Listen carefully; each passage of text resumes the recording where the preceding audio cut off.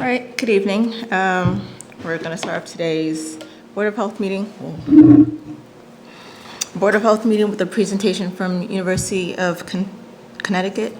Do we have them online? Yes, we're here. Okay. Matt, should I just start and share my screen, or were you guys going to do introductions? Yeah, let me just take mine off and then they'll let you share. Here we go. Okay, great. Thank you. I'll do that now. Hello, Katie. We're glad you're here. Okay, can everybody see my screen okay? Yes. Wonderful. Okay. So are we all set to start, or Yep, I don't know you're all if you set. had some business. Some more Okay, feedback. sounds good. So hi everyone, thanks for joining us today. My name is Katie Malgiolio and I'm with UConn Technical Assistance for Brownfields. So my background is in social work and I'm the community engagement coordinator and community liaison for this program. Wayne, do you want to introduce yourself real quick?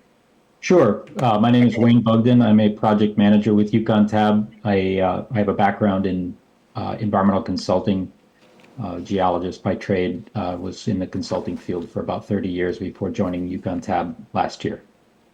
Awesome, thank you. So the two of us are going to be discussing brownfields today, specifically relating to your town of Foxborough, Massachusetts. So this is our agenda for this evening. We're going to start with a very brief overview of who we are at UConn TAB and why we're here. Then we'll get into a general Brownfields 101 that goes into what brownfields are and how they impact our communities.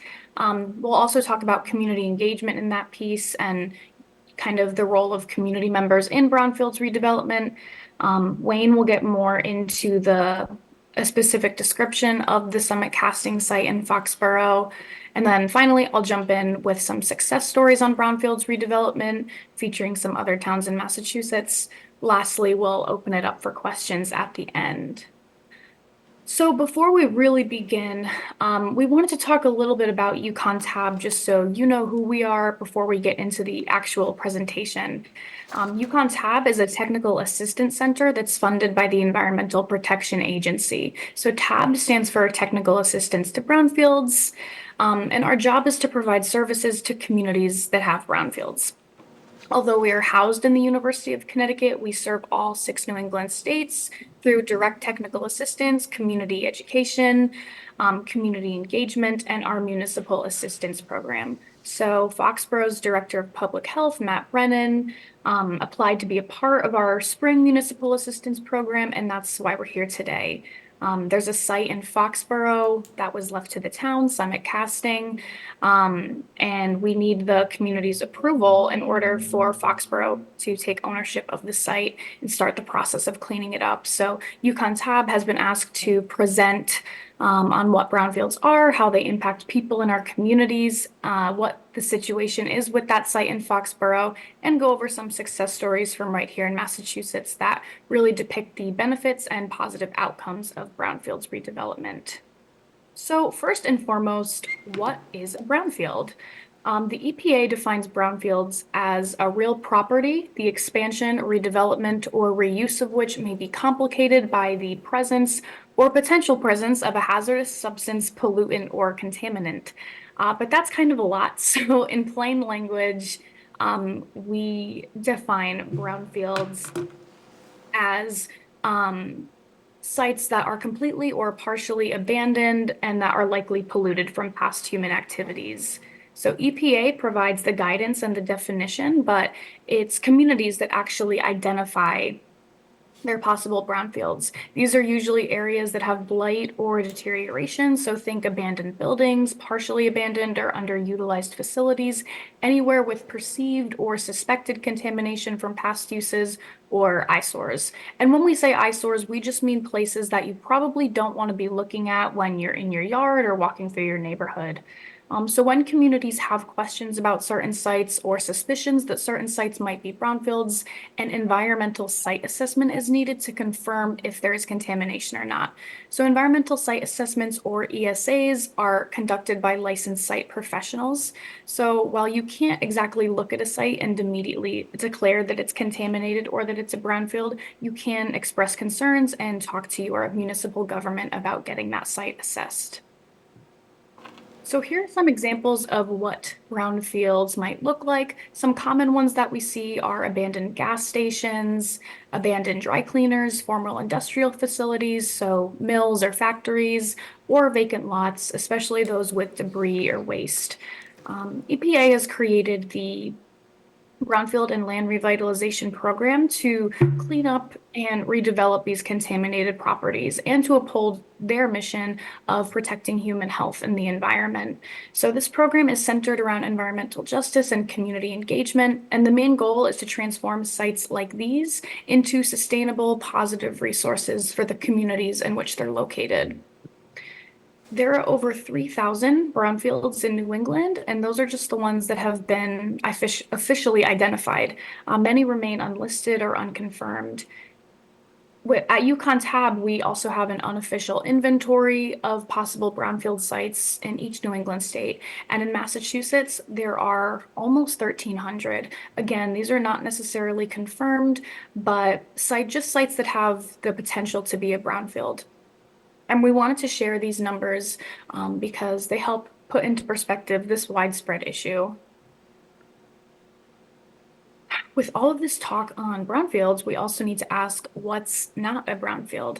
There are a few different pieces of criteria that would disqualify a site from brownfield status. We're not going to go into too much detail here, but if anyone has questions, we'll have time at the end. So please hang on to them and we'll chat in just a little bit. So firstly, even if there is suspected contamination, if a facility is totally active, operational, functioning, it cannot be considered a brownfield. Next, residential buildings, even those with hazardous building materials, usually not brownfields. Superfund sites, which are just heavily contaminated, sites handled by the federal government, not brownfields. So basically, a site cannot be a Superfund and a brownfield at the same time.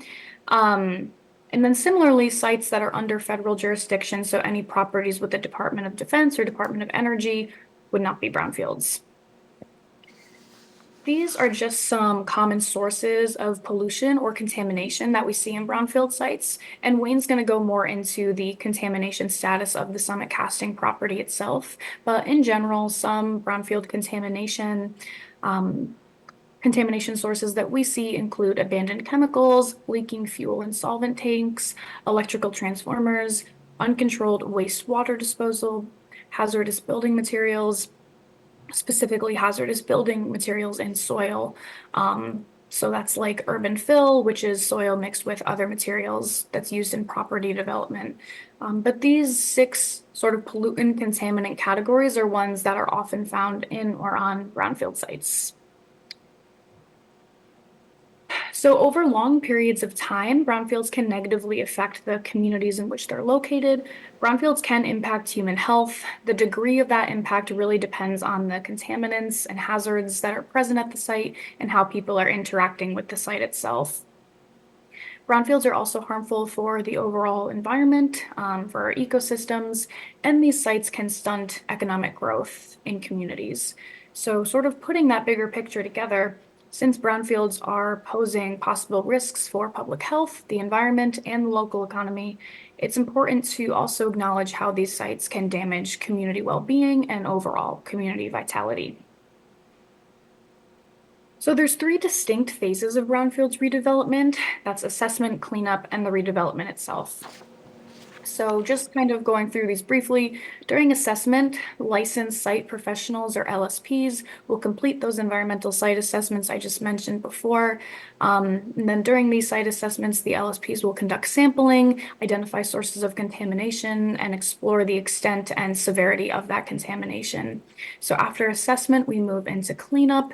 Every state has different standards for removing contamination. So this is where all the partners involved in Brownfields redevelopment will create a remedial action plan that outlines those standards and the most effective way to clean up the site with methods that, again, protect human health and the environment. And then finally, in redevelopment, we're conducting market analysis, doing due diligence, and exploring how the site can be used and what redevelopment options are feasible and beneficial for the community at large. So this can be housing, commercial, or mixed-use development, green space, the list goes on. But once that's figured out, the team can find a developer and redevelopment begins. And this is something that usually takes place over the span of several years. Usually, brownfields redevelopment is a very long process. So here is the why. Brownfields redevelopment obviously sounds very complicated, so why do we bother? Well, redeveloping your local brownfield sites advances environmental justice and creates safer, healthier places for us to live. Brownfields redevelopment also creates tangible economic growth and brings more revenue into cities and towns. Brownfields redevelopment encourages sustainable and equitable development in neighborhoods that really need that investment and support. And finally, Brownfields redevelopment it encourages community empowerment. Community engagement and community involvement are a huge part of brownfields redevelopment. So right now, EPA has a lot of money in brownfields grants, and a very important part of the application process and getting those grants is outlining how community members are going to be involved, engaged, and empowered throughout the redevelopment process. So there are a lot of different partners involved in brownfields redevelopment and site cleanup. These include, but are absolutely not limited to, government, planners, scientists and engineers, policymakers, real estate developers, lawyers, and at the center of it all, members of the community. So each of these partners, including community members, play a really important role that is unique and vital to the success of any brownfields redevelopment project. And one of the most critical parts of brownfields redevelopment is community engagement. So what does that really mean? What does community engagement mean in this context, and where do all of you sort of come into this equation? In the context of brownfields redevelopment, community engagement refers to people, governments, and organizations working together, working collaboratively to ultimately create positive outcomes that best serve the community. This has a few different parts to it, and it looks a lot different in different communities and with different groups. But there are some key ideas that keep the practice of community engagement grounded and centered towards what really matters. So firstly, community engagement is all about creating a shared community vision and upholding that community vision or community goals. So you can do this just by listening to people, hearing from people, by promoting inclusion and accessibility to make sure that diverse voices are welcomed into this process and really listened to. And that brings us to the next point of not only listening to feedback, but incorporating that feedback, those concerns, those ideas into any decisions or plans being made.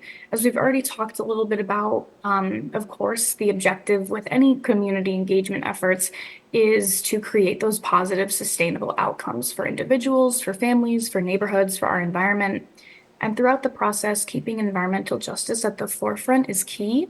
EPA defines environmental justice as the fair or just treatment and meaningful involvement of all people, regardless of income, of ability, of racial background. Basically, environmental justice is the idea that all people, regardless of social identity, deserve protection from environmental hazards, and that all people, again, regardless of social identity, deserve access to a clean, healthy, safe environment. So all of that to say, we are doing Brownfields work in these redevelopment projects. As we are doing all of it, the well-being of people, of the community, and of the environment are always priority number one. EPA wants to see these projects completed in a way that honors and upholds public health and environmental justice. So to put the ideals of community engagement into a little bit of a more practical perspective, I wanted to share TAB's Community Engagement Seeds framework, which stands for Stakeholders, Educate, Empower, Disseminate, and Sustainable Outreach. We won't go over every single detail of this, but this framework basically takes you through the process of meaningful community engagement. And just some main ideas from it are reaching a wider, more diverse audience, providing safe spaces for community education, welcoming community members in as key stakeholders and important parts of that decision-making process, making any resources or information widely available, and keeping community engagement strong in the earliest stages of the redevelopment project throughout and afterwards. So some ways that you might see Foxborough doing this and trying to get your input are through surveys, suggestion boxes, mailing lists. Some towns use social media, public meetings like this one. And there's also events more specific to a certain goal. So like focus groups, listening sessions, community vision workshops. There's a lot of different options and possibilities. Community engagement can also take place online or in person. And this meeting we're having now is a great example of that. It's really all about building trust, taking measures to make engagement efforts accessible for everyone. And again, not only receiving feedback, but using and implementing that feedback as plans are being made. So now I think I'm going to turn it over to Wayne to talk a little bit about the summit casting site itself. Great. Thank you, Katie. That was a great introduction and a segue into what I'm going to talk about very briefly. One of the toughest things that we have as educators sometimes is to talk about the technical side of brownfields, the contamination, how it got there, where is it, how do you clean it up, what that might cost, what does it mean. So oh, you moved ahead. Thank you. No worries. I don't mean to rush you. I just wanted you to. No, I was just going to mention the picture was that was on previous was not of the summit castings exactly. There was a little tiny bit of it visible off to the right, but in case anybody was wondering, just like the photo, but that was the bleachery, the larger property, which includes a lot of buildings on different parcels. So Summit Castings is at 131 Morse Street and about 3 miles from downtown Foxborough. There are multiple parcels that are shown in this aerial image. Parcel number 8 is the Summit Castings property. I don't know if, Katie, can you actually do a pointer? Is it possible for anybody to see? Yeah, I can see your. Oh, you can see my mouse? Yep. Okay, And cool. so, thank you.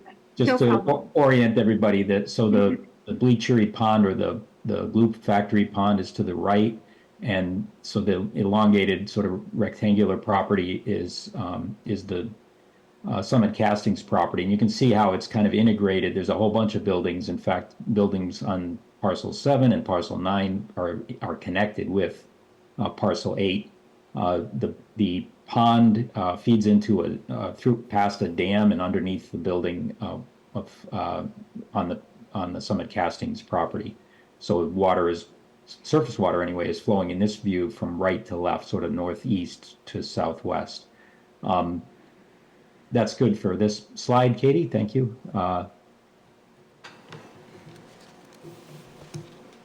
I like this slide because it kind of gives a timeline to show you the different operations that were happening at the bleachery and at the Summit Castings property in particular, kind of overlaying on top of an aerial view. But so back in the 1800s, I think maybe even before 1890, there were bleachery operations, textile manufacturing operations. That continued until the early 60s. And by 1966, it was definitely had been switched over. This particular part of the property was used for the Summit Castings company, which initially leased the property and then later bought it. and operated for at least 20 years. I think that's more accurate. It's more like closer to 30, 32 years when they were operating there. So they were making molds and pouring molten metal and making and casting metal, manufacturing cast metal objects. After 1992, the building basically was shut down. There were no official uses from 1992 to the present day. I think you can go to the next one, Katie.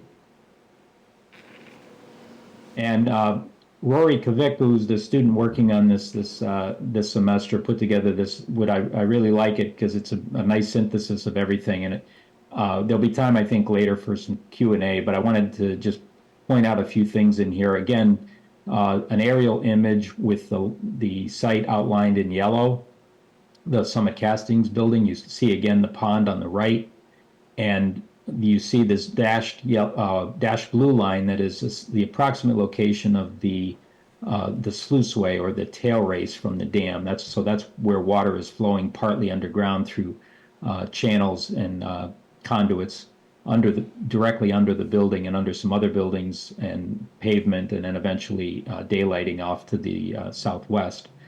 As a result of the sluiceway and the lay of the land, you see the lighter blue above, there's an arrow and it says groundwater flow direction. So essentially groundwater is flowing sort of southwest across the Summit Castings property, shallow groundwater that is, and it's discharging to the tail race or the sluiceway.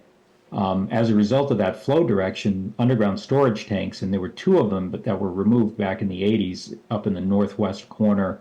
I'm not sure that dots are exactly in the right spots, but there were two large, I think they were 20,000 gallon tanks removed in the mid 80s. There was not a lot of soil contamination removed with them, but there was a fair bit of soil contamination. In fact, hundreds of cubic yards were identified as being contaminated with number 2 and number 6 fuel oil. And that groundwater, or that soil contamination led to a groundwater contaminant plume that migrates with the flow direction. And Corey and Rory did a nice job of kind of showing this conceptually, an underground contaminant plume moving with the groundwater to that tail race or that sluiceway. So that's the big. There is also a leaking hydraulic fluid area which added to the petroleum contamination. And there was also some casting sands, which are not particularly hazardous, but they often contain some organics and things like that, waste sands that we used in that process, and that's scattered around the site. But the real big issues on the Summit Castings property and the adjacent properties are these large plumes of groundwater contamination. And when it was first discovered, they actually had oil floating on the surface of the water table. So again, this is a big area. Back in the early 2000s, it was estimated to cost in the neighborhood of $250,000 to clean it up. Costs are much, much higher than that now. So that's sort of the synthesis of everything. And we can talk about it if you want. There's also, I guess, the question of flooding, water moving overland and potentially migrating, moving soils in that regard. So if the building deteriorates any further and there's erosion, then there's other ways contaminants can move. And the groundwater is very shallow here. It's just 1 foot to 5 feet deep. So I think that's enough of a summary of what the issues are. I'll let Katie finish it off. Thank you. Yeah, no problem. So we just wanted to outline some next steps and kind of help us visualize what could come after all of this. So, we need the town of Foxborough to evaluate the site. Our goal with this meeting is to kind of help spread awareness and knowledge of why it would be a good thing for the town of Foxborough to acquire the site and be able to assess it and do some cleanup work. Cleaning up the parcel is a really important step to cleaning up the whole entire property. And steps for cleaning up the property would entail completing an updated site assessment, applying for EPA grants, so assessment cleanup funding, and then hiring contractors to perform the cleanup. So if anyone has any questions on that, we can talk about it more at the end, like Wayne said. But yeah, thank you for that overview of the Summit Casting site, Wayne. To help everyone kind of see all the good that can come from Brownfield's redevelopment, we also want to highlight some success stories, and they're all based in Massachusetts. All sites that were once contaminated, deteriorating brownfields, and have since been transformed into really valuable assets for the communities where they're located, and not too far from you guys in Foxborough. So the first one, Boston, Massachusetts, Bartlett Station. This site was formerly used by the Massachusetts Bay Transportation Authority, or the MBTA, to maintain buses and trains. The maintenance buildings at the site contained asbestos and lead paint, and the soils were contaminated with polychlorinated biphenyls, petroleum, and heavy metals. And all this resulted in really poor air quality for the community, lots of high asthma rates and other health issues. It happens to be a super densely populated area, majority Black and brown population. So the site was a real issue for a long time. Luckily, cleanup took place in 2022, and now there's this beautiful, really beautiful urban mixed-use development with affordable housing, public art and events, markets, shops. It's really a bustling hub that's transformed the community for the better. And the reason that it's met so many community needs and become such a resource for this neighborhood is because of all the community partners that were involved through every step of the process. Now, this is a very large-scale project. We're probably not gonna see a replica of Bartlett Station on the Summit Casting property, but it's still a really great, shining example of what Brownfield's redevelopment can be. And it's only about an hour from Foxborough if you ever want to go visit. So success story number 2, Lawrence, Massachusetts. We're going to be talking about the Ferris Foundry Park. This site has a really long industrial history with former uses of a metals foundry, a machine shop, a coal distribution facility, a window manufacturing facility, but the site was also ultimately left vacant and contaminated from decades of this industrial activity. So this was another big project, and today the site is a beautiful park with some affordable housing and commercial use as well. What we really wanted to emphasize with this project was, again, the community partners and the community involvement, the community engagement. So in this case, Groundworks Lawrence and Lawrence Community Works are two really strong organizations in the city that spent around 20 years trying to get this site redeveloped. And the efforts were ultimately really successful. This park is now regarded as a community treasure in Lawrence. And the other thing I wanted to emphasize is that the assessment, cleanup, and redevelopment of this smaller site, the Ferris site, was really served as a catalyst and a really, really important first step to the overall revitalization of the Lawrence Gateway, which is the larger property. So that's a really similar situation to what we're seeing in Foxborough with the Summit Casting site and the former Mansfield Bleachery property. Acquiring that parcel 8 could be the beginning of a really transformative, really important project that protects community health and spurs economic growth. So finally, our third example, the Charles Tartaglia Park in Brockton, Massachusetts. This is another site with a really long industrial history. You'll find a lot of that in New England. But more specifically here, this site was once used as a gas pump filling station, manufacturing, repair shops. Different contaminants like petroleum, hydraulic fluids, and lead were found on the property as a result, again, of that long industrial history. EPA Brownfields program was able to provide funding for this community to engage in assessment and cleanup activities. And today the site is a really nice green space public park used for recreation in a pretty underserved area. So a project of this scale is closer to what would probably be feasible for the Summit Casting site. Brownfields are often turned into green space, into really nice parks for communities, and it is really, really valuable. We get a lot of positive outcomes from that. And then also what I wanted to emphasize here was the way that this community rallied around a certain redevelopment scenario that they wanted to see. You know, they wanted this public park, they wanted green space in an area where there wasn't much of it. And they also wanted to alleviate flooding that they'd been experiencing. So they kind of analyzed their own community needs, took those into account. They created a community vision and they made it happen. And that's the kind of community involvement and community engagement that we always strive for. So I know we've thrown a lot of information at you tonight. If you leave with a few key takeaways, let them be this slide. There are so many amazing benefits to Brownfield's redevelopment. Specifically, cleaning up the Summit Castings property will bring positive impacts to the overall health and vitality of Foxborough. Acquiring this site and cleaning it up is an incremental first step to remediating the Mansfield Bleachery property as a whole, the former Mansfield Bleachery property. And to close out, we want to highlight the importance of community engagement. Foxborough residents have a really crucial role in this decision-making process.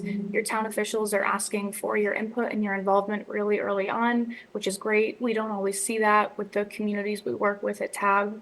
And the priority is to always make sure that community needs are being met and that this property will be reused specifically to benefit the people who live here in Foxborough. So that's it on my end. I'm not sure if Wayne or Matt have anything else to add, but if not, we'll open it up for some questions and discussion. Thank you, Katie and Wayne. Thank you very much. Yeah. I have a couple questions, but we can start with anyone else who has questions. I have questions. It doesn't matter who goes first. Okay. My first question is about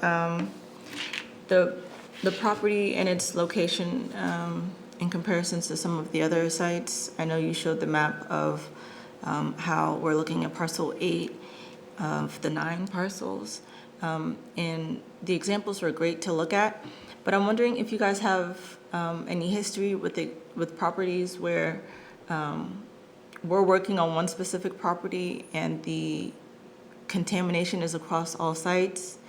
And even though we can't access all sites, kind of, I guess, to help us get a visual of what that looks like if we just work on Summit Castings, which is property 8, even though we know that there's abutting contamination. Sure, I think I can answer that, if that's okay, Katie. So you hit on probably one of the toughest things when there's a property like this one, a complex property with lots of different buildings and a complex history. And that is, how do you carve out one area and deal with it when there's other things? And the truth of the matter is, it's just very difficult, and it becomes oftentimes, in this case, as you'll see, if you look at the remedial plan that was created 20 plus years ago for the site, it talks about cleaning up petroleum contamination on the Summit Castings property, parcel 8, but it also says, you need to clean it up on parcel 7, and so it was kind of lumped together. So although the tanks may have been on parcel 8, the contamination is on both of them, and it's difficult to just say, well, I'm going to clean up to the property boundary and not go any further. So you do need to look at sites more holistically when you're trying to come up with a cleanup plan. That said, if you owned a piece of property and you wanted to tackle that particular property alone, you could do it. And in this case, because property parcel 7 is down gradient and most of the contaminants are migrating from parcel 8 toward parcel 7, you could clean up parcel 8 and parcel 7 may need to be dealt with at a later date. But it's not a scenario where contaminants are migrating onto parcel 8 in large concentrations. Most of the contamination is coming from parcel 8. But it is a complicated process to try to address, carve out one small area when there's all this other stuff going on. Yeah. I don't know if that fully answered your question. Please follow up if there's more. If I missed something. Thank you. Or Katie, if there's something I missed, please chime in.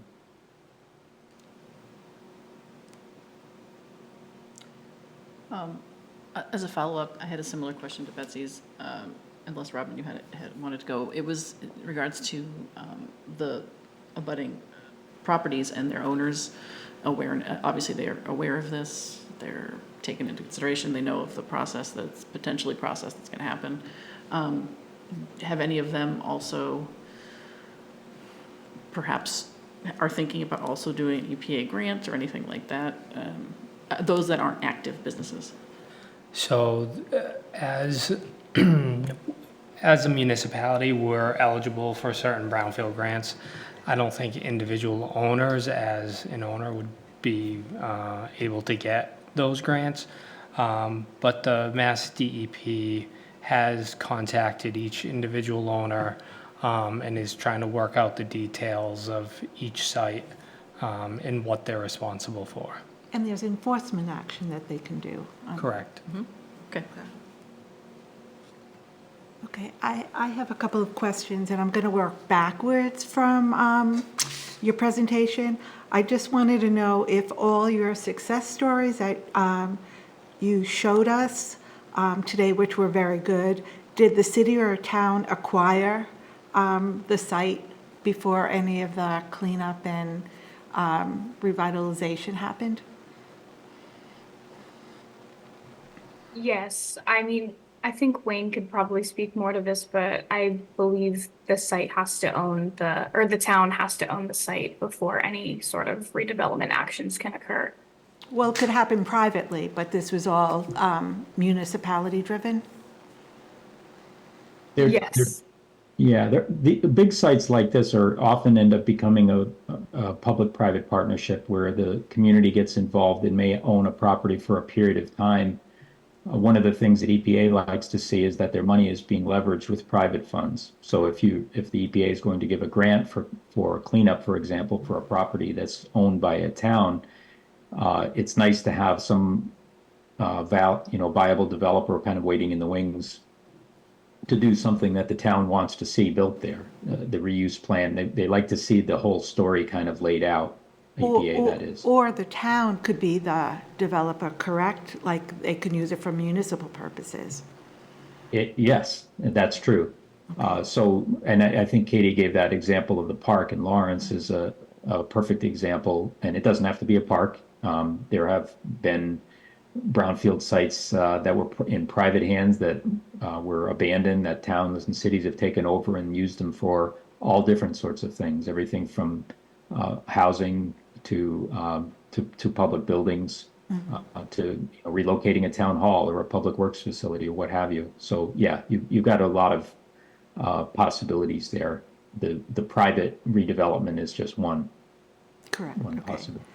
And then the second question is just for everybody to get perspective on this. What is the size of the acreage of the success stories compared to the Brownfield site in Foxborough?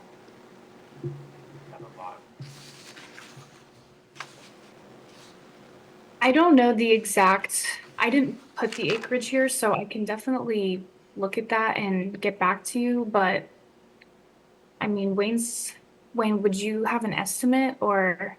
Well, These are quite different sites, these three that I listed. So obviously Bartlett Station in Boston is a lot bigger than the Charles Tartaglia Park in Brockton. right. I've seen projects, successful projects that are smaller than this and larger than this. This property, the Summit Castings property alone is about 1.7 acres. But obviously it's part of a much larger property with multiple parcels. But I've seen little, small brownfield sites, less than an acre that are turned into little pocket parks or, have, other sorts of municipal amenities on them. So there isn't really like a one size, optimal size for a brownfield redevelopment project. If your reuse plan can fit there, then it will, and you can clean it up. You can make it work. And EPA doesn't have any preconceived ideas of acreage. They do look at acreage, but they're looking more to see what the community impact is going to be. How is it going to benefit the community?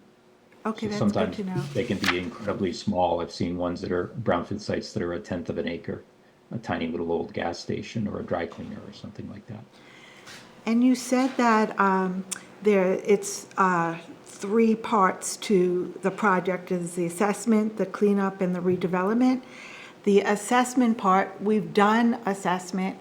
How much more and what assessment has to be done, and does that also entail estimates on costs for cleanup? So at this point, I think because the cleanup plan that was put in place is pretty old, it's a bit outdated.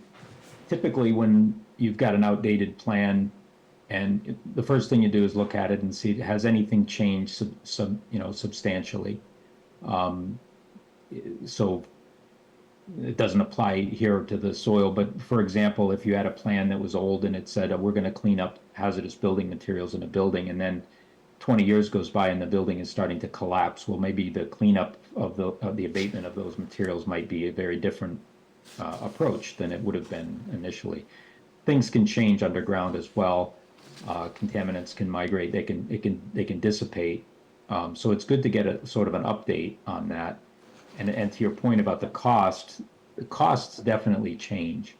And some of that's to do with, in some cases, it's just because costs go up. There's also been the possibility of cost savings because technologies have improved. There are things that weren't available 20 or 25 years ago in terms of cleanup, mechanisms of cleanup that, and even institutional controls and things like that. If you've heard of, Massachusetts has activity and use limitations, there might be ways of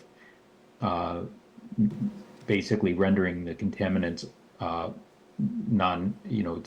take away their risk without actually hauling it all away. Many years ago, when you had petroleum contamination, everybody looked at it with the same lens and said, well, we're going to haul this away to a landfill or potentially to a recycling or treatment facility or something like that. But now we've realized that some contaminants can be dealt with on site. So it's a good idea that an assessment be done to update where the understanding of the distribution and severity of the contamination, and also take a look at it, with current technologies and current costs, so you know what you're dealing with. One thing that I'd like to point out, and I mentioned that there was an estimate for costs for cleanup that was done 22 years ago or so, and it was based on I forget the exact number. It was I think over 2,000 cubic yards of soil to be hauled away. That's a tremendous amount of soil. That's an expensive undertaking. At the time, they were looking at an estimate of about $250,000. It would certainly be much higher than that now if you were to haul away contaminated soil for disposal. And that's why I mentioned that it's important to look at it, all of your options, because you do want to find the most cost-effective, efficient way of cleaning up the contamination. And this brownfield cleanup process shows that it's a linear process, but actually it's all could be done all together, correct? If we know what our redevelopment is, we could better assess how best to clean it up, get developers at the same time. So we can do a little bit of all of that. Is that correct? Yeah, you actually point out a very interesting thing, and when we do more detailed seminars on brownfields, one of the things we try to impart to people is the importance of working with the developer on the cleanup itself. And the reason for that is that it may be that there are several reasons. It may be more efficient to do soil cleanup at a time when you're doing construction for some redevelopment plan and put them and work them together. The other thing is there may be, as I mentioned earlier, there may be methods of mitigating the contamination that don't involve hauling the material away and disposing of it in a landfill somewhere or treating it. But that needs to be, that plan for that cleanup needs to be meshed with whatever that redevelopment option is. So I think it's partly linear in that the assessment will come first. I think you're going to want to get some answers to update your understanding of the distribution of contamination and the potential costs and methods of cleanup But the second parts, the cleanup and redevelopment, yes, they definitely could be, potentially could be merged into a single plan. And these are the kind of things that EPA, when you go after a grant, these are one of the things they like to see, that you've got, hey, you've got a redeveloper, a redevelopment plan that's viable. And if you're actually going to piggyback it with the cleanup and there's resulting cost savings, they love to see that. So that's a very good point. I'm glad you asked that. Okay, and then finally, for right now at least, the important part, I think now, is for the town to consider ownership, but we have to make the town feel comfortable, the community feel comfortable about not being liable for some costs or future risks. So how does that work? So typically, if you typically you want to know as much as you can about a site before you take title to it. The town's attorneys will tell you this, and anyone who's involved with brownfields will say, don't acquire the property until you know what you're getting. It's like anything else, a buyer beware sort of thing. So I would say that some limited assessment to give you to fill in the data gaps and update your cost estimates and what the cleanup plan might look like would be, that should certainly come first before the acquisition. You do, if the town is going to acquire this through, foreclosure of liens or things like that, you won't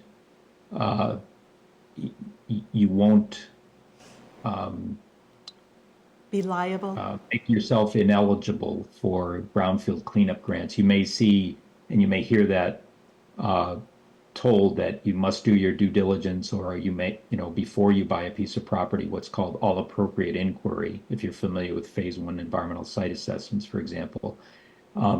That's true in some instances, but because you're a municipality and your acquisition would be via foreclosure, that's a method of acquisition that is exempt from that. So you would still be eligible for all of those grants. That said, you still don't want to acquire it until you really have a good handle on what your game plan is going to be and what that might cost and what your liabilities might be down the road. Hey, Wayne. Thank you very much. sorry. Appreciate it. Sure. I just had a follow-up question to the assessments comments. About how long, let's say if we started today or in a couple months, for the people at home to know, about how long is a typical assessment that as a town we would need to do? How long would that take before we can get to the point where we want to have a cleanup and have a redevelopment? I guess the answer sort of depends, and I may ask Matt to weigh in on this. Matt, what would be the mechanism to pay for an assessment like that, if you could postulate that? I would say if we wanted to pay for it, it would be something that we would have to put in the health department budget or bring to the select board and get approval, to do it and then move forward in Or that go to town manner. meeting for funds, capital. We couldn't go to this town meeting because the warrant's closed, Yeah. but we could go to a future one. I asked that question because the answer, as I said, it depends somewhat, because if the town, if any entity wanted to just embark on this, you could go out to bid, or, as quickly as you could go out to bid for professional services, you could get somebody on board and do the work. However, if the funding isn't in place to do such an assessment and you wanted to look to other sources, whether it might be to the regional planning agency, and Katie, correct me if I'm wrong, are you in the Old Colony district? What is the planning? You're not in Are Old there Colony, grants right? for assessment if we don't own the property? That was And my I question. can speak a little bit about this as well. So we have talked to, I think it's Mass Development, and there are funds available, there are grants available. There are either grants available to us beforehand or after to make this property site ready. And, mass development, their thought was, you know, to work with the EPA Brownfield assessment, work with the UConn TAB team, you know, see what we can get for Brownfield grant funds through the government. And then, once we're done with the federal funds exhausted, move to mass development to create the site, to make it more profitable for future uses, to make it more site ready, ready for a developer to take it. So that was their game plan, that's what we discussed, but, you know, I guess it's still working. Oh, that Yeah, sounds good. and Wayne, how, in general, in your past experience, how long of a wait do the EPA grants, how long of a wait is for an EPA grant to be granted by the EPA for a brownfield? I said that so backwards, for a brownfield. No, so if EPA gives out grants annually, so there's a grant period in the fall of each year, usually gets announced in September. The grant applications are due by usually early November. They make announcements in right around May. So for fiscal year 2024, we're looking for announcements in the next few weeks. If you were to apply this fall for a grant, you wouldn't hear about it until May of 2025. The monies wouldn't be available at the earliest until October of 2025. Okay. It takes that long to get the grant. So it is it's a year and a half from now before you could even have the funding to go out and, acquire if you were to get the grant to then retain a consultant.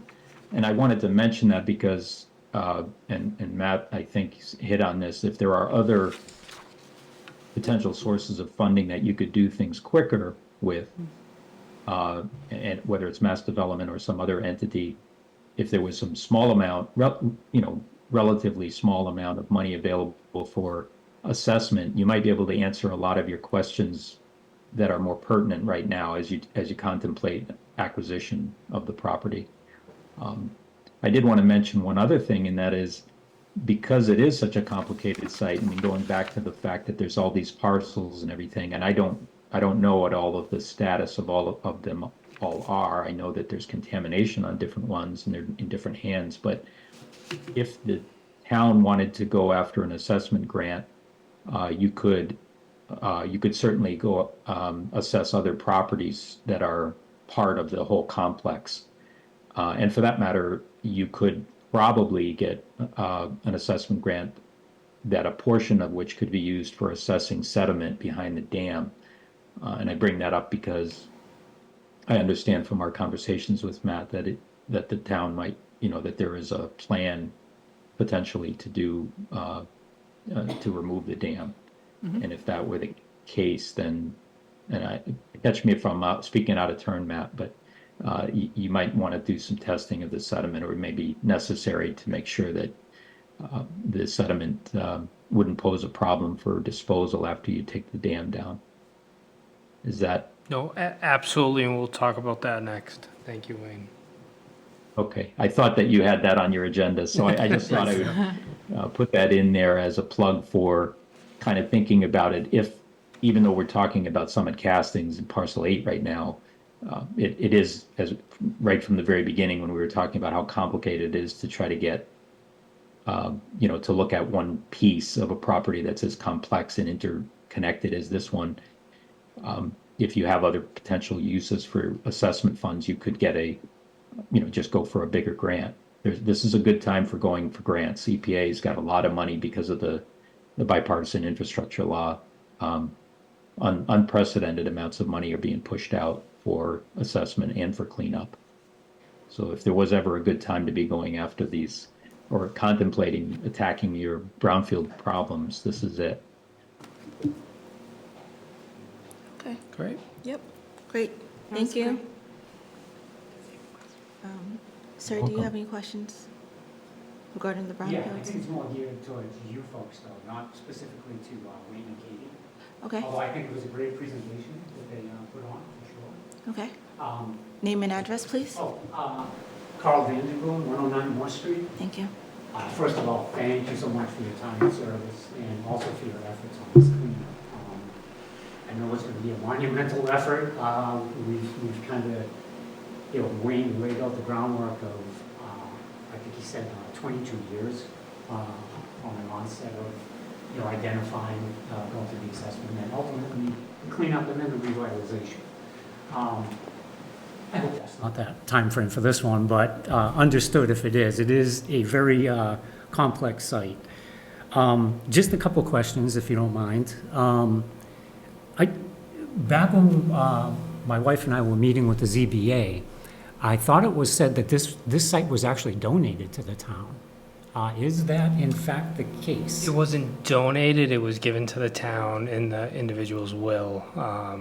So we own The it. Summit Castings. No, the town never took it, so we didn't go to probate court, we didn't legally take possession of the property. So it was given in the will, and that is it. Okay, that's some weird gray area then, huh? Okay. I guess I can't get an answer on that one. Wayne also mentioned that to be deemed a brownfield site, it has to be not an active parcel. So the other sites adjacent to Site 8, as I know today, they are pretty active back there. So I don't know how we would go about deeming any of those sites a brownfield at this point. Maybe I'm misunderstood or At this- incorrect? Yeah, at this point, we're only looking at parcel 8. Okay. But the other sites, DEP knows about the other sites, and there could be enforcement actions by the state that they have to clean up, Okay. so that they could work, if we have a vision for the site, they could work with it. Okay. One of my other questions Can I just address that very quick? Would that be Oh, okay? sorry, Wayne? Yeah, so just to clarify, a site, brownfield doesn't necessarily have to be entirely abandoned. Right. It can be underutilized. So if it's underutilized because of issues related to its to contamination, then it could very well be a brownfield. We often think of them as abandoned sites or vacant sites, but they can be underutilized as well and still be brownfield. In addition to the site cleanup at Site 8, would any of the industrial waste that sits on the conservation land, which is north of parcel 6 and 8, would any of that be included with the cleanup as well? So I guess it would, Part of the assessment, maybe? yeah, it'd be part of the assessment to find out, where the contamination is. And once we do that assessment, I think things will be clearer. Yeah. So we would know. Okay. I think I'm almost done. That's okay. I love the idea of the revitalization and turning Site 8 into a green space. But you kind of mentioned it earlier, that's all well and fine, but if the adjacent sites next to it aren't cleaned up, is it kind of all for naught, I'd like to think not, but, if we do have people recreating there, do we want them even going past the boundary of what we know is out there? So it would be kind of a little, almost like a locked down green space in my mind. I don't know what your thoughts are on that, but We would really have to wait till the assessment Yeah. and, get more involvement from the community, maybe from the town, and see what we want to do with it. At this point, we don't have any plans for the property. okay. Our priority has really just to, what do we need to do to get the grant and the funding to acquire the site, to do the cleanup, to protect the groundwater. And with time, with the, community involvement, we'll get to that step, but we're not there yet. I just want to jump right to the end point. But stay with us there, Yeah. because you definitely are part of helping us, the community, and especially because you live near there, decide, what we want to use it as. But we'll have to hear from, when we get there, we have to hear from many of, the stakeholders. I'll be on your list. Okay. And it's too small for You a could golf help course, us. so I can't recommend a golf You course. should help us. Oh, absolutely. Thank you so much. Thank I you. If you appreciate wouldn't it. mind just signing in for us? Oh, yes, absolutely. you. Thanks. Wayne and Katie, thank you so much. Matt, do we have anything else? So if I can move on, and we can do, I have a quick presentation on the Glue Factory Pond Dam removal. Okay. Share my screen. Oops.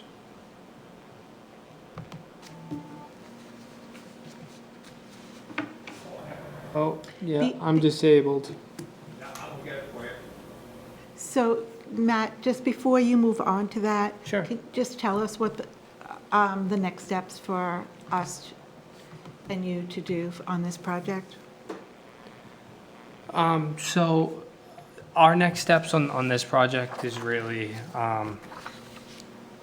one thing is to see if we can do that assessment, that phase one, get pricing for it, maybe ask the town if, it's something, the select board that we could fund through our budget or however way. So we know exactly, just like Wayne said, what we're getting into. And then two, once we know what we're getting into and we want to get into it and we decide to move forward, would be to foreclose on the property. If we foreclose on it, then we're eligible, and for these grant funds, we've applied for them, it's in the system, we've said we'll get them, we just need to really take that ownership of it. So that would be the next key, is to foreclose on it. Okay. And if we want it by 2025 to start working on it, the grants, he said, come out in May, and then So we have to apply by We would have to October. apply by November. November. Yeah. So is that might be October, I hard think. this year, or maybe not? We've already applied, so the paperwork's already submitted. Okay. The only thing that isn't is Is us. we don't own- We Okay. don't own it. Yeah, oh, good, okay. No, So, well, and I don't know, once we have it, I don't know if that'll kick in, but I'll have that conversation with the EPA once we take ownership of it, but So the application's just on hold? it's submitted, It's correct? submitted. Okay.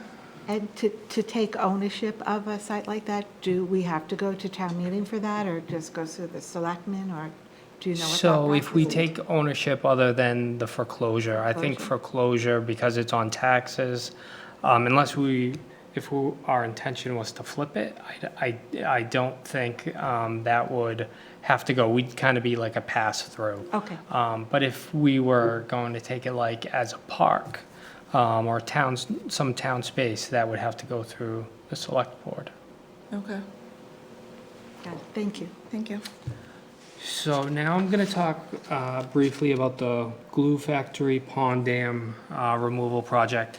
This is something that, the town has kind of alluded to. We've talked about it a couple times. Well, we really didn't have anything to show the public. And as UConn TAB said, this is our educate and really get out there to discuss this with the community and engage. So basically what we have is, sorry, as I move.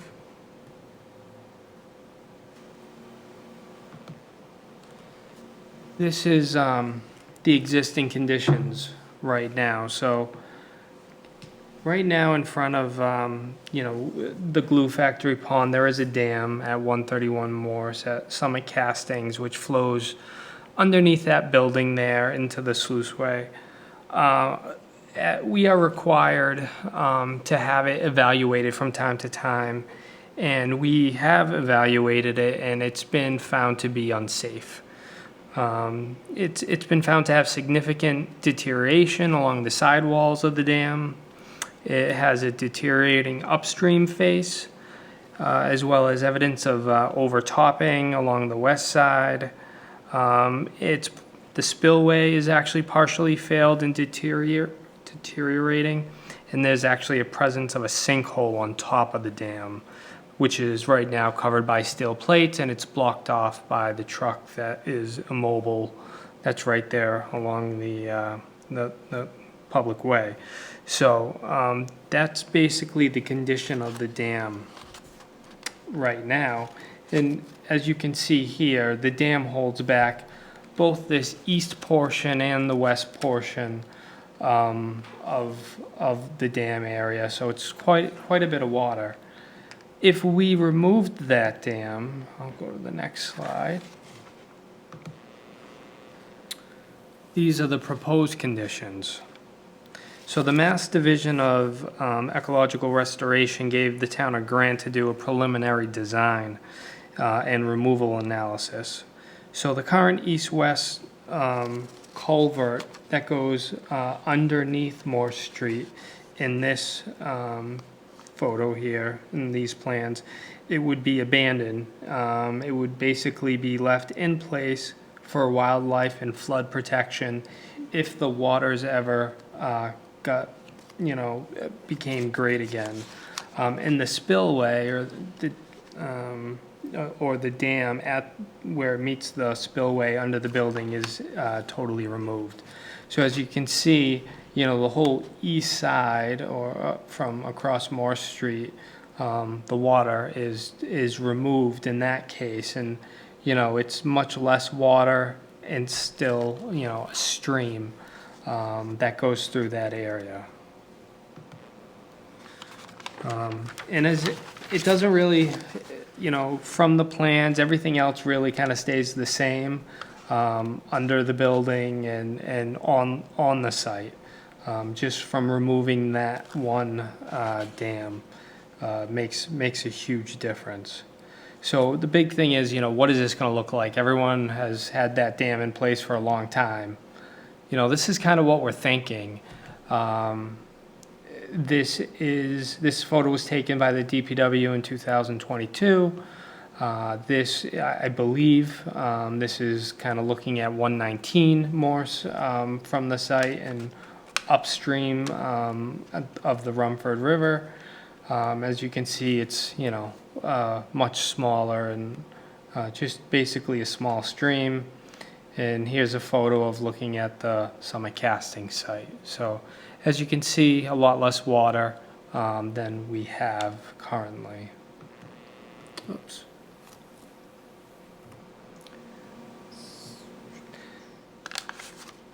So how did we get here? So the dam is, we've evaluated the dam. It's been found to be unsafe, and it's partially owned by the town. Replacement of the dam is a drain on the town's resources. It would be right now at least over, we think, to be $1 million or so, and we would have to do it again eventually. So it would be quite a bit of money. It actually disrupts a natural stream flow, and it creates an additional risk to residents just having that dam. And Mass Department of Ecological Restoration and other DCR and other entities we have funds to have these things have dams removed just because they are so costly for municipalities. And with those funds, we use some of those funds and that grant money to produce those drawings that you saw here. Also, final design plans are actually currently being created by the Pear Corp, and the town intends to seek additional grant funding to perform the dam removal project, which we wouldn't be eligible for if these to repair the dam. So these funds would only be available to us if we decided to remove it. I think this is just kind of to let the public know that this is kind of in the works. I would say the DPW is in the initial stages of this. And I think, there'll be more questions, but this is just the initial engagement and education of what the town's thinking to do, what they want to do, and what's best for the community. And Matt, what would be the downside of removing the dam? So the downside from removing the dam, so aesthetically, it's going to be different. But I think, as Wayne said, there may be some risk of sediment contamination, but at the same time, that's upstream of most of the contamination. So, it would be minimal, we think. So, So just aesthetics? so really it would be aesthetically. What So about that- for, 100-year flood And weather? And I have Chris Gallagher's online, and I don't know if Chris wants to chime in. Hi, Chris. Hi, Chris. Evening. Uh, Yeah, so I mean, like Matt said, really it's an aesthetics thing. You lose that larger pond area when you remove that spillway. It reduces the elevation going under the building. Really, it's on our side. It's all pros for removing that spillway and removing that dam. It really becomes an ongoing nuisance for us, not only financially but liability-wise, to keep that dam in place. We actually, in that initial assessment that we had done, that came up with those drawings that Matt had presented just a couple minutes ago, we did some soil analysis over there too.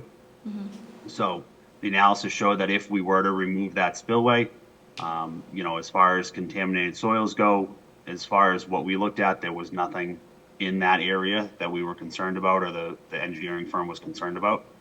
So it really is just a aesthetics look that's gonna be different. And given the order of this might be the dam's removed first, right? Looking at the timeline now, we would say that the dam's probably going to, this is going to happen first. And then theoretically, the assessment would follow that we would look into further groundwater issues, sediment issues. Or can those two things be done concurrently? Yeah, can that be done? Yeah, absolutely. To be honest, and if Wayne is still on, he can jump back in as well. But, that would essentially drop the groundwater and make contamination easier Yeah. to get a hold of rather than, So that's harder. another So it plus. may be potentially a good thing for us if we're trying to clean up the site. Great, thank you. Thank you. Thanks, Chris. Okay, Okay. so that's all I have on that. Any Oh. questions? Yeah, another quick question. So, Can you come to the mic, please? as I understand it, the east side of Morse Street would more or less just be empty. Are there any thoughts to, revitalize that little piece? Because if we're talking about being in a blighted area, boy, that's gonna just look like blight. And again, being the only resident affected by the dam removal, I just lost like water view from my property, from my house. And furthermore, so now on the west side, that's all become river, right? There's no more pond. That's all riverfront. We have a development going in over there. Right. That we had some contentious meetings about the riverfront, and now it's all river. I'm sorry, I just, No, No, it's, That's a valid reason. man, Interesting. there's a lot of stuff going on at the end of Morse Street, and I'm the only affected resident. Damn. I've skated on that pond, I've fished on that pond now for 47 years. so, If you had looked this past winter at the groups of people out there skating on both sides of the pond, it was insane. I haven't seen those kind of numbers in like probably a decade. At one point, we had like 60 people out there skating. I'm like, finally, it's back. And granted, that's like, weather dependent. We didn't have decent ice the last couple of years, but boy, I'm beat up down this end of town. So, and that's part of our engagement and education. That's why this is out there today, to start the discussion and to let people know. And, I'm sure there'll be more. And Chris, are we planning on bringing this out again? I'm sure these aren't the final plans, so. No, so Park Corp's working on the final design now. This then becomes a permitting issue at the state level, which, when we did West Street, the first thing we do with these dam projects is look to see if we can remove the dam from jurisdiction. So can we just make it a culvert again and make it a stream? And that's what the state is looking for us to do with these projects. They really want that stream restoration for the wildlife. So anytime you put a dam in place, it stops that wildlife from being able to move further upstream. So, you know, that's one of the big things we look at first. If we're able to remove it from jurisdiction, that's what the state's going to have us do. You know, there won't be any money, any funding to, you know, replace or repair that dam, which, you know, we just finished the one on West Street, and that was $1 million project. So it is, you know, certainly it hits the residents that are abut the area. You know, this is probably another 12 to 24 month process before we'd even get to the point of construction, if not longer. So there'll be a lot of outreach and public input and other future meetings before we actually get to that point. Okay. I'll be staying tuned. Stay tuned. Thanks, folks. I appreciate your time again. Thank you. Thank you. No, thank you for the input. Thank you. All right. Are we done with summer castings, the dam? Unless you have any other questions or, No? no, we're good? Okay, Yep. we'll move on. Thank you, Katie. Thank you, Chris. Thank Thank you, you very Wayne. much. Thank you. All right, so we're gonna go on to. Bye-bye. Thank you very Thank you much. for coming. All right, so we're moving on, a little late, to department updates, and we're gonna start with Oliver Mint. Sure. All right, so moving on, Olive Mint. So Olive Mint has been coming to us, and they would like to reopen, and think they've figured out a way to reopen in a more profitable way. So they would like to come in front of the select board for their common vic and liquor license, but this time, rather than renting out one space, it will be 2 spaces. What they want to do is have a full-time restaurant, which would be run by another individual, would have their restaurant in the Olive and Mint space. And then Ambrosia would have the function facility, which would be Nervy, who has right now is the owner of the site. They would just do the function facility.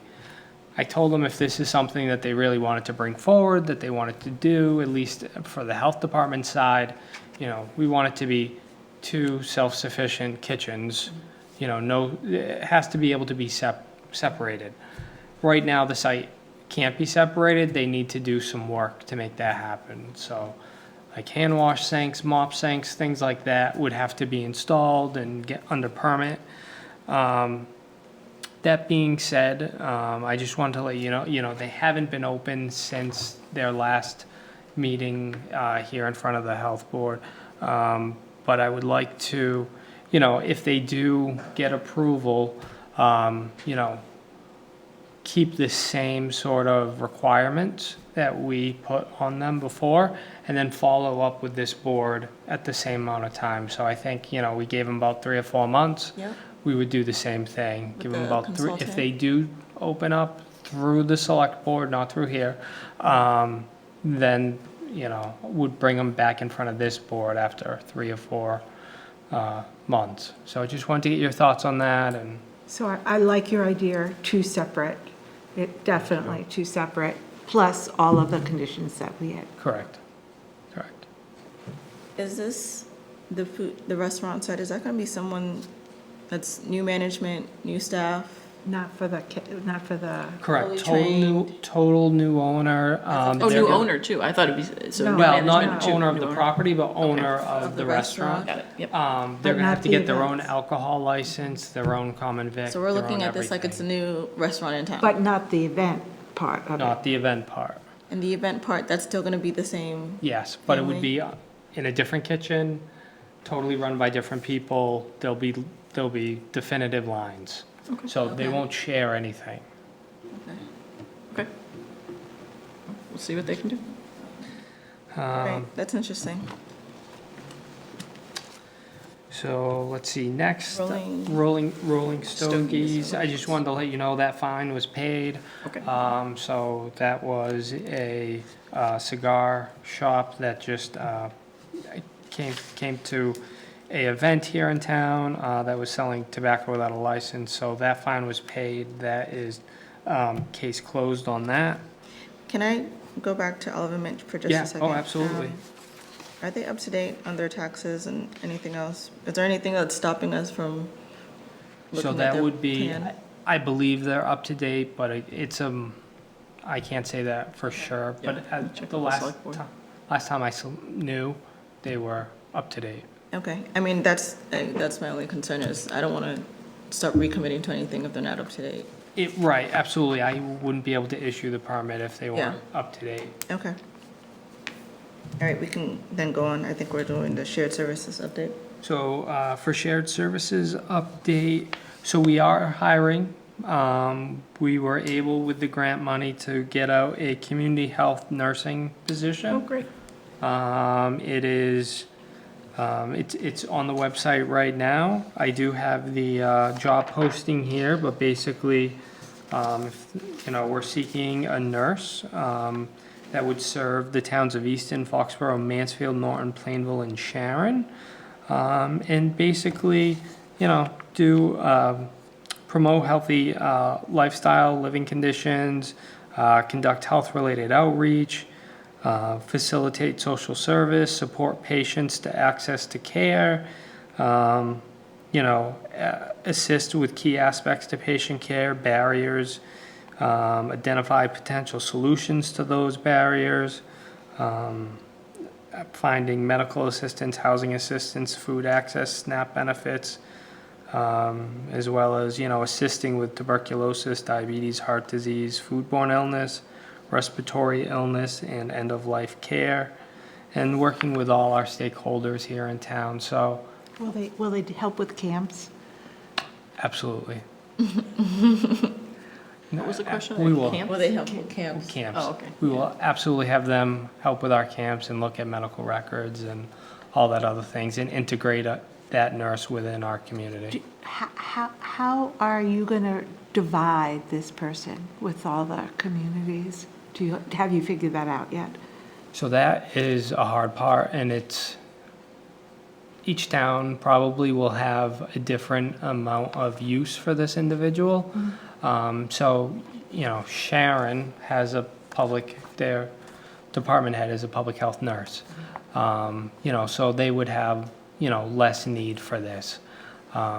So it is based on each town's need. It's also based on the Public Health Excellence Grant and based off the performance standards. And currently, most of the communities right now, we don't meet the performance standards because we don't have nurses. A lot of us have the EMTs and that sort of system. This would allow us to start being able to meet those standards. Does the public health nurse in the fire department count as in the performance standards? I don't know. They are in the performance, we did put them down, but because they're not out of our budget, I don't think they are part of the, Yeah, I'm not sure they count, just I don't based on think one of they the do. meetings that I went to. But So- they do some of the work that. Yeah. But I don't Correct. think it counts for, like, when we do our assessment with DPH. Interesting. That's Yeah. another way in the future for us to, because we could lose grant money if we don't comply eventually to that. That's something to standard. think of, yeah. Yeah. Mm-hmm. And who will supervise the public health nurse? So it would be a town of Foxborough employee. I would be the supervisor. But, I've already enlisted Tom Kedvin, our public health nurse, as well as Leandra and Sharon. Great. And hopefully with their help and input, we would, train the individual and start having them build relationships with the other towns. Given as part of the PH grant, though, you said you're not sure how the towns would be utilizing it, and they're all accepting or willing to have it be under Foxborough's initial jurisdiction? Well, that's part of the grant. Yeah, that's part Correct. of the grant. And we Foxborough's the voted, lead agency. We're the in lead grant. agency, so Yeah. that's where. we voted on this, we all agreed, so this was a mutual decision. Okay. Mansfield has a similar structure to us, so does Easton. Norton does have a part-time public health nurse, but they actually lost that individual and they're looking to hire.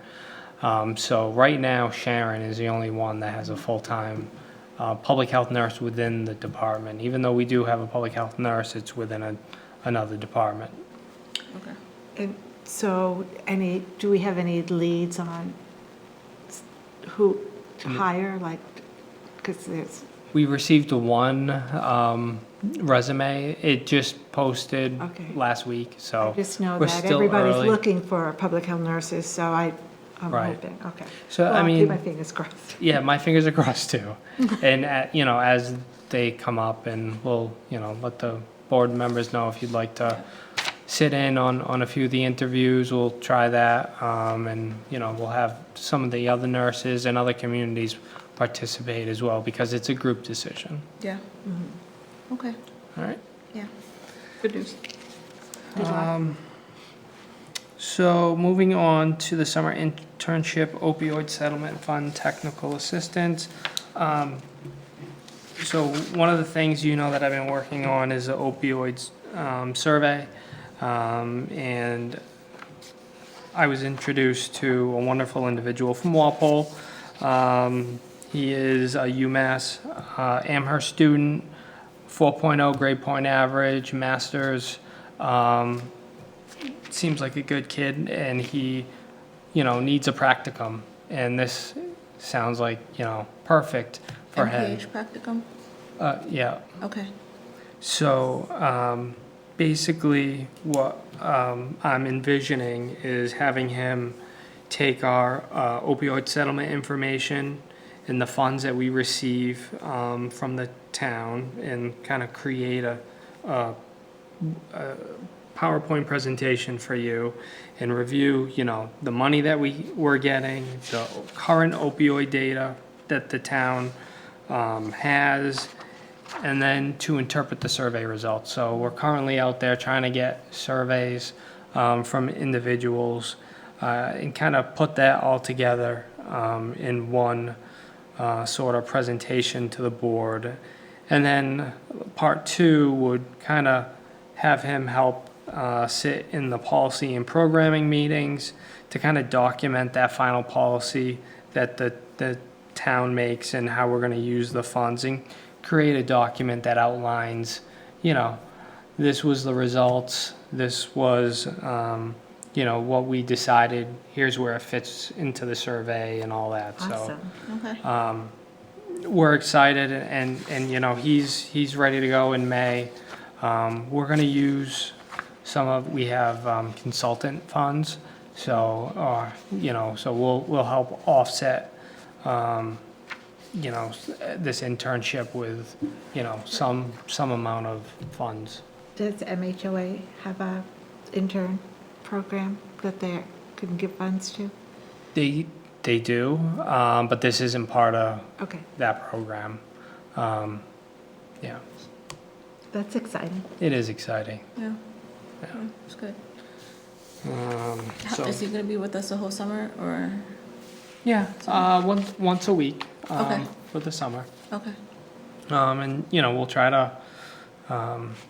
He said he wants to work in local public health, so it'll be good for him. And while he's on site, we may bring him out to do a couple things and just to show him what Show we him do. around, yeah, Yeah, that'd be nice. yeah. All right. So that's. What is the current return rate of the surveys? Since we're being broadcast now, maybe we can get the word out. So we just Shameless plug. We just Yeah, shameless plug, fill in those surveys. we have in the 20s. Okay, come on, town. So we have I don't know where the 100. camera is, come on. We have 100 gift certificates to give out. We did reap the Mora, our new communications person, did put that back out. So that spurred on a couple more people to I saw it on, participate. So So Social you're right, media. it is, can you tell people how they could participate then? Yeah, so if you go online to the town of Foxborough, if you go to the health department webpage, you'll find a link to the survey. It's a short survey, just ask residents basically, what do you want us to do with the funds that we receive due to the opioid settlements from the Attorney General's office? Currently, we have probably $130,000 or so We may get up to $500,000 over 10 to 15 years. Yeah. So, we're looking for that information from the community, and, we have, an allowable expense was to give people gift cards in order to participate. So if people at home want to participate and come into town hall and get a gift card, they are more than welcome. And we look forward to seeing you. Yeah, I'm hoping that more people do fill out the survey. We learned at this weekend's meeting that we absolutely have to listen to what the town has to say about this and follow up in a report, an annual report on how we're spending the money. So we can't just spend it on anything. Right. We really have to spend it where the town wants, which is good. And then we have to report back to the state to make sure that we are in compliance. I think as of right now, less than 5% of all money Yeah. across the state has actually been spent in towns, which is interesting. So we're trying to not beat that statistic and really do Right. good. But the good thing about waiting the way we did, I guess, is because you're getting this feedback and making sure that it's going to the greatest need and those need, and not being redistributed to any other kind of. That's one of the reasons. And one of the reasons is because when the money was given to us, it goes right into free cash. And then we have to appropriate it at town meeting. And we haven't had a town meeting to appropriate it yet. So this town meeting, we can appropriate those funds and it'll be ready to use. So right now, the town has it, but it's not in a place that we can spend it. It's just lumped Good. together in free Yeah. cash. And once, we vote that and we'll have access to it, we can do more, so. Is it not coming in a, I don't know if I'm gonna recall the details properly, but is it not coming into a specific account? It is now, but Okay. that is only because of the governor's new budget. Yep. So once the governor's new budget, funds started going into an account. So that's where these gift cards came from. We have a very small amount So to anything use. prior to that is just in free cash? Okay, so we're just gonna Correct. bring that in. Okay. Is there any risk of this, of any vote being against, for this to go not before the opioid recovery or the use for the, It's, because from the town? then we'd have to give all the money back. Yeah, we have, Okay. I mean, Just make the it, way again, I. we're on, so let people understand Yeah, that. no, I mean, it's free money. We just have to, we have to do what the people want. We have to take community input and create a program based on community input.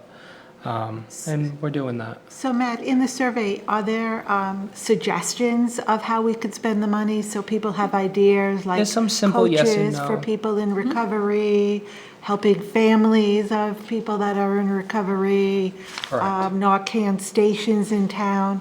Do we have examples that people? Yeah, so I mean, there's broad examples, and then we do narrow it down. So one of the things it says is, would you want us to do more Narcan training and have Narcan available to the public? Another thing is, would you want to see more education in the schools, or would you want more resources for first responders? So it does ask those individual questions, as well as there's some broad topics. And it has a few word boxes in there. So if you want to be really specific and, whatever you want, you can say that as well. So I think we do a good job, and we're getting a lot of good feedback from it. Yeah, And preventative there's care, harm reduction, Say that again? preventative care, harm reduction, Yep. all of those are options. And there's a lot of people in town too that are, it's a topic that hits close to home, and it's very important to people, so. And helping with mental health services, would that help? We could use money for that in the grant. So Yep. there's all these ideas, and it's just great to have the community input for it. And some of that takes money and just services, for people if families need to reach out to people to help them with a family member that has a problem, that hopefully we can maybe get more resources in our area, and we because we do have a problem and we don't want to put it under the rug. We want it out there so we can help people. Yep.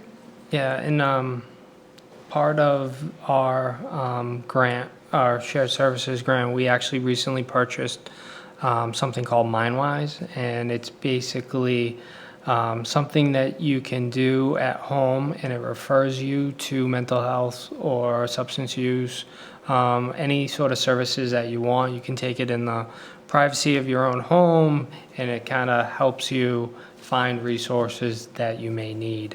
What was that again? So it's called MindWise. MindWise.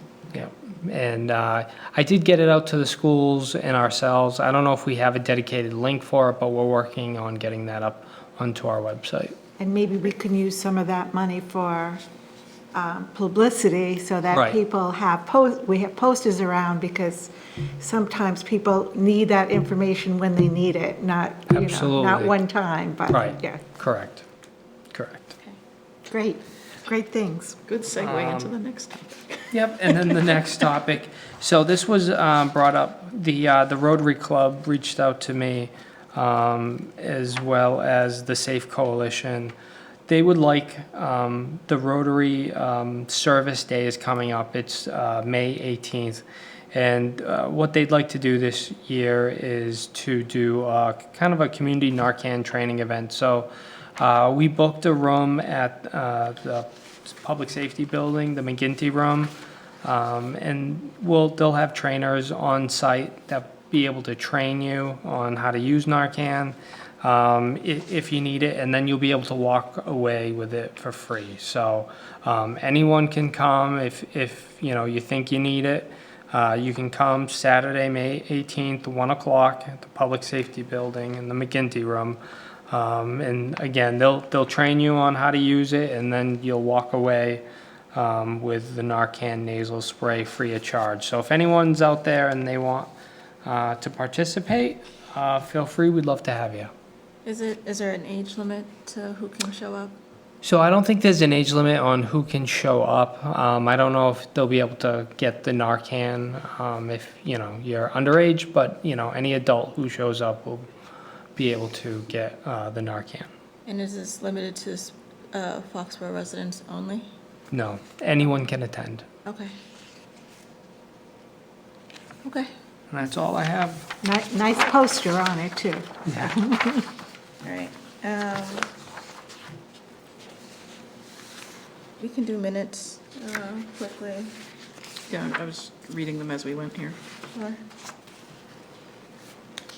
I don't have any comments on March 25th or the 8th. Did we get that?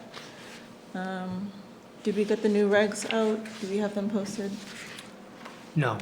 And we wanted to make some edits to them and have you re-sign them. We have them here Okay. for you tonight. Just Okay.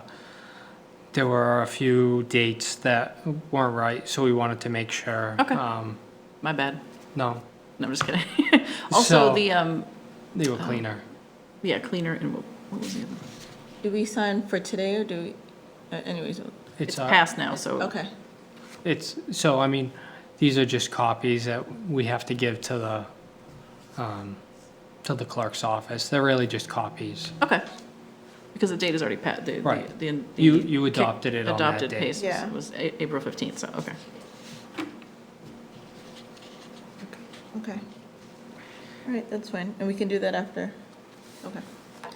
All right, so I guess we can take the minutes Sure. before we close out.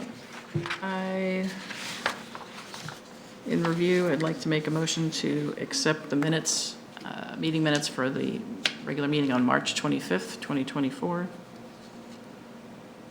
as written. Okay.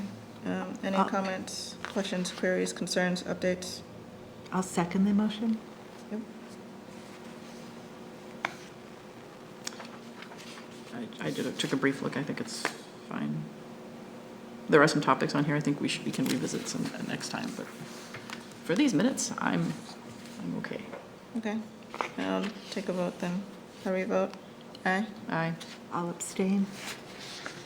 Correct.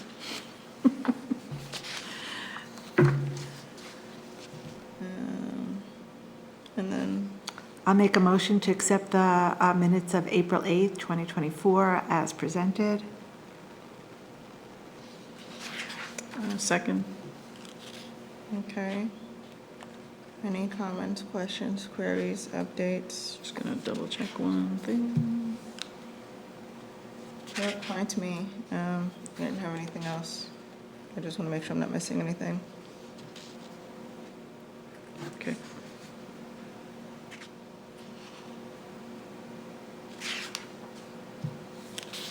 I vote aye. Oh. Okay, are we ready to vote?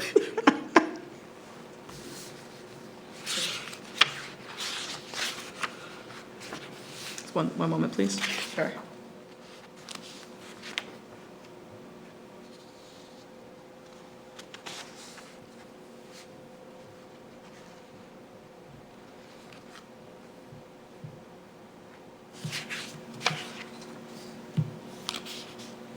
Okay.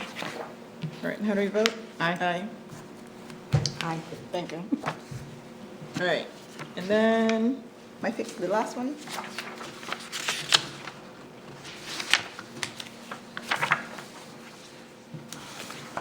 Anyone?